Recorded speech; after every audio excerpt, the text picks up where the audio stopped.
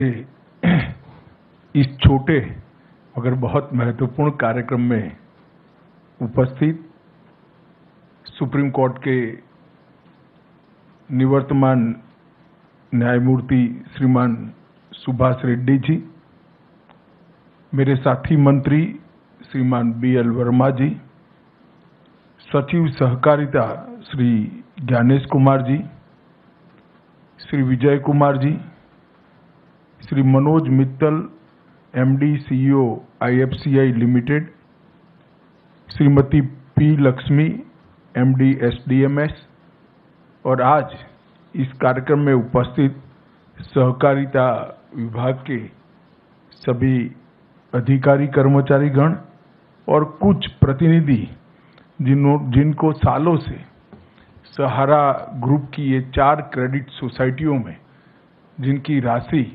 लंबित हो गई है, स्थगित हो गई, आप सभी का आज के कार्यक्रम में मैं हृदय से स्वागत करता हूं। मित्रों, ये छोटा सा परंतु महत्वपूर्ण कार्यक्रम है। ये कार्यक्रम का महत्व 2 दृष्टि से है।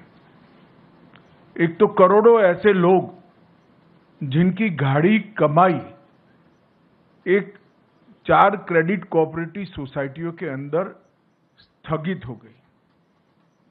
घोटाले का आरोप लगा, कोर्ट केस हुए, एडमिनिस्ट्रेटर अपॉइंट हो गए हैं। एडमिनिस्ट्रेटर अपॉइंट होते ही ED, इनकम टैक्स, अलग अलग सरकारी संस्थाओं ने अपने अटैचमेंट कर दिए और ये सब कानूनी लड़ाई में कहीं न कहीं जो निवेशक है, जिसने अपनी गाढ़ी पसीने की कमाई इसमें लगाई है, इसके प्रति किसी का ध्यान नहीं जाता था। और ये कोई पहली ऐसी कहानी नहीं है। कहीं पर भी इस प्रकार के घोटाले का आरोप लगता है या घोटाले होते हैं तो तुरंत ही मल्टी एजेंसी सीजर हो जाता है। और मल्टी एजेंसी सीजर को मैं मानता हूं कि ब्रह्मा जी पर पृथ्वी पर आए तो इसको उठा नहीं सकते, क्योंकि कोई एजेंसी इसमें निवेशक का विचार नहीं करती, अपने अपने इंटरेस्ट का विचार करती है। और इसी के कारण एक बहुत बड़ी असुरक्षा की भावना और अविश्वास की भावना कोऑपरेटिव सोसाइटियों के प्रति बनी। जब मोदी जी ने एक निर्णय लिया कि इस देश में 70 करोड़ लोग ऐसे हैं जिनके पास पूंजी नहीं है, 70 करोड़ लोगों का ऐसा समूह जिनके पास पूंजी नहीं है, परंतु वो देश के विकास को कंट्रीब्यूट करना चाहता है, देश के विकास में अपना योगदान करना चाहता है, तो कैसे करे? जिनके पास पूंजी नहीं है और कुछ उद्यम करना चाहते हैं, जिनके पास पूंजी नहीं है कोई उद्योग डालना चाहते हैं, जिनके पास पूंजी नहीं है और कुछ प्रवृत्ति करना चाहते हैं, इनके लिए कोऑपरेटिव आंदोलन के अलावे और कोई रास्ता नहीं है। क्योंकि सहकारिता आंदोलन ही एकमात्र आंदोलन है कि जिसमें छोटी छोटी पूंजी का कुल योग बनाकर ढेर सारे लोगों को मिलाकर एक बड़ी पूंजी की निर्मित कर एक बड़ी चीज को साकार किया जा सकता है। मैं आज हमारे यहां जो दूध उत्पादन के क्षेत्र में कोऑपरेटिव क्रांति हुई है, उसका मैं जरूर उदाहरण देना चाहता हूं।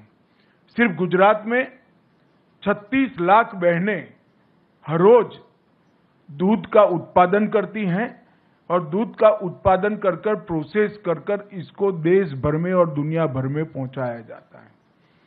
और ये 36 लाख बहनों में से एक भी बहन ने 100 रुपये से ज्यादा निवेश नहीं किया है, सिर्फ 100 रुपया। मगर 36 लाख बहनों ने 100 रुपया निवेश किया है। उसमें से अमूल बना और आज वो बहनों की सालाना इनकम 60,000 करोड़ रुपया है। कोई कल्पना नहीं कर सकता कि 100 रुपये के निवेश से और 100 रुपये वाली 36 लाख महिलाओं, जिसमें से ज्यादातर SSC पास भी नहीं है, वो इकट्ठा होती हैं, कोऑपरेटिव सोसाइटीज बनाती है, फिर जिला कोऑपरेटिव यूनियन बनते हैं, फिर फेडरेशन बनता है और अंत इसका ये आता है कि देश भर में दूध की कमी को वो महिलाएं समाप्त करती हैं और इसके साथ साथ 60,000 रुपये का इनकम सालाना वो करते हैं। अब इससे बड़ा कोई उदाहरण नहीं होता। और इसके आधार पर देश भर में कई सारे कोऑपरेटिव डेयरी के मॉडल बने हैं। अलग अलग राज्यों में, कर्नाटक में बना, मध्य प्रदेश में बना, मुंबई महाराष्ट्र में बना, पटना में बना, बिहार में बना और सफल मॉडल हुए। और इस सब का योग मिला लें तो 2.5 करोड़ बहनें आज पशुपालन कर कर देश की दूध की कमी को समाप्त भी कर रही हैं और जीडीपी में कंट्रीब्यूट भी कर रही हैं। ये तो उदाहरण हुआ एक सफल कोऑपरेटिव का, मगर कई बार घपले घोटाले के आरोप भी होते हैं और जो छोटे छोटे लोग इसमें निवेश करते हैं उनकी पूंजी जाया जाती है। सालों सालों तक, ये सहारा का ही उदाहरण ले दी, कितने सालों तक सुप्रीम कोर्ट में केस चला, सभी एजेंसियों ने इनकी प्रॉपर्टी सीज कर दी, अकाउंट सीज कर दे, एक सीजर हो तो उसका रास्ता निकाले, 7-8 एजेंसियों ने सीजर कर दिए। अब ऐसा जब होता है तो कोऑपरेटिव आंदोलन की विश्वसनीयता, क्रेडिट सोसाइटियों की विश्वसनीयता समाप्त होती है। इसलिए मोदी जी ने जो मंत्रालय बनाया उसके बाद हमने इनिशिएटिव लिया, सभी स्टेक होल्डरों को बिठाया। इसमें आप लोगों को नहीं बिठाया था क्योंकि आपका रिप्रेजेंटेटिव मैं हूं। जो निवेश करता है उनको नहीं बुलाया था। हमने सेबी वालों को भी बुलाया, ईडी वालों को भी बुलाया, इनकम टैक्स वालों को भी बुलाया, सीरियस फ्रॉड ऑर्गेनाइजेशन वालों को भी बुलाया, सीबीआई वालों को भी बुलाया और अधिवक्ताओं को भी बुलाया, लॉ ऑफिसर्स को भी बुलाया।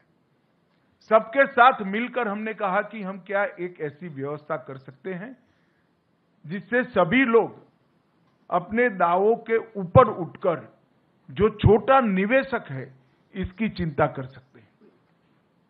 और मुझे आनंद है कि सभी एजेंसियों ने मिलकर एक सुप्रीम कोर्ट में याचिका दायर की और सुप्रीम कोर्ट ने भी एक ऐतिहासिक फैसला लिया कि सभी एजेंसियां जब सहमत है तो एक सुप्रीम कोर्ट के पूर्व न्यायाधीश जी की अध्यक्षता में एक कमेटी बनाई जाए और उनके निर्देशन से ये पारदर्शी भुगतान की शुरुआत की जाए। और ट्रायल बेस पर आज ये पारदर्शी भुगतान की शुरुआत 5,000 करोड़ रुपए से कर रहे हैं हम। ये 5,000 करोड़ रुपया निवेशकों को वापस लौटाने की शुरुआत होगी और ये 5,000 करोड़ रुपया जब पूरा वापस हो जाएगा हम फिर से सुप्रीम कोर्ट के सामने जाएंगे और कहेंगे कि इतने निवेशक बचे हैं और बाकी का भुगतान भी करें।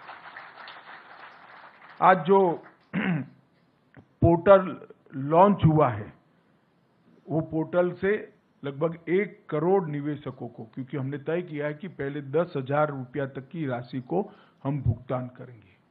जिनका 10,000 तक का निवेश है वो, और जितना भी निवेश हो उसमें से 10,000 रुपया। ये ट्रायल बेस है और ये पोर्टल के माध्यम से इसको ऑनलाइन सबको निमंत्रित करेंगे।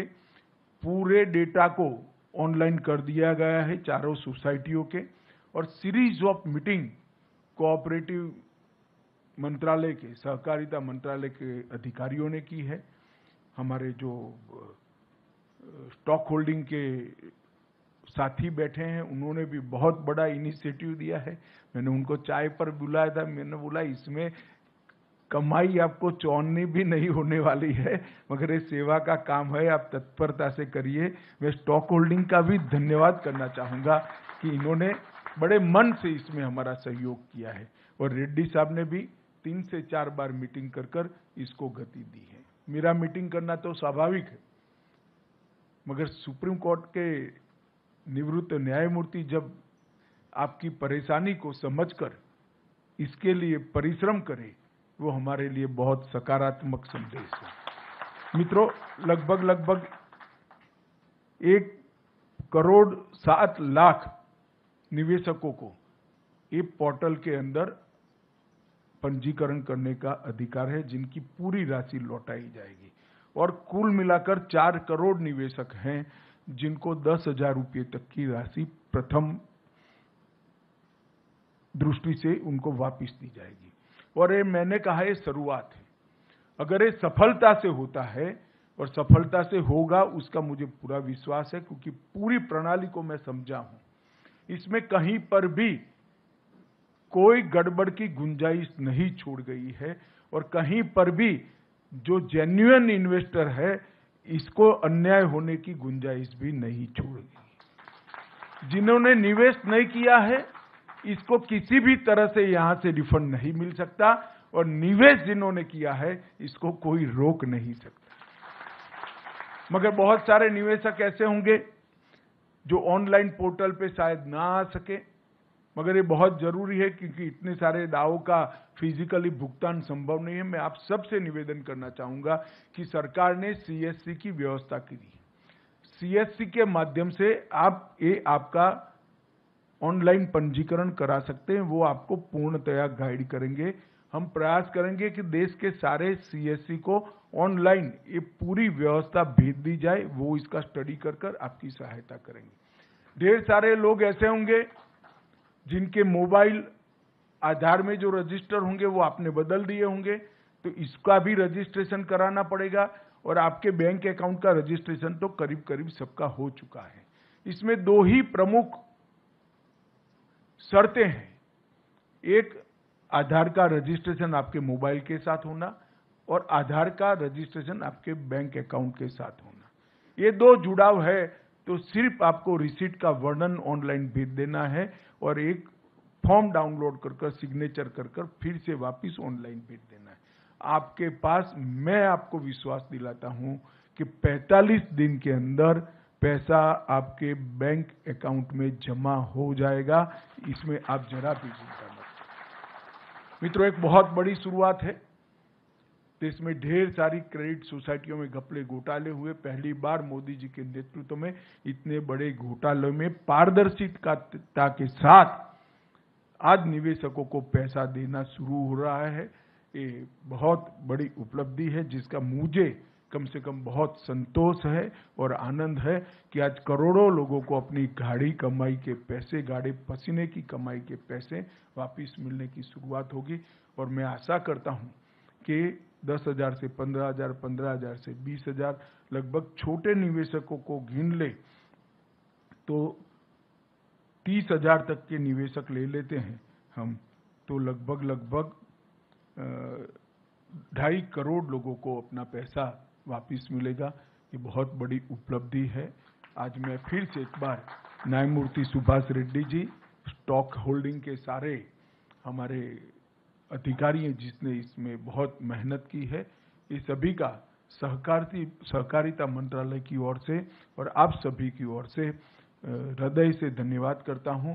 और सहारा ग्रुप कोऑपरेटिव सोसाइटी के करोड़ों निवेशकों को भी आज मैं बहुत बहुत बधाई देना चाहता हूं कि एक रास्ता प्रशस्त हो गया है जिससे आपका पैसा वापस आएगा और आपके उपयोग में आएगा। आप सभी को बहुत बहुत बधाई और धन्यवाद।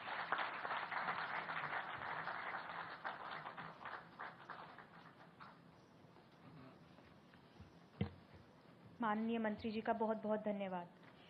इस समारोह में उपस्थित सभी अतिथियों की ओर से माननीय गृह एवं सहकारिता मंत्री जी का बहुत बहुत धन्यवाद कि उन्होंने आज के समारोह के लिए अपना कीमती समय दिया।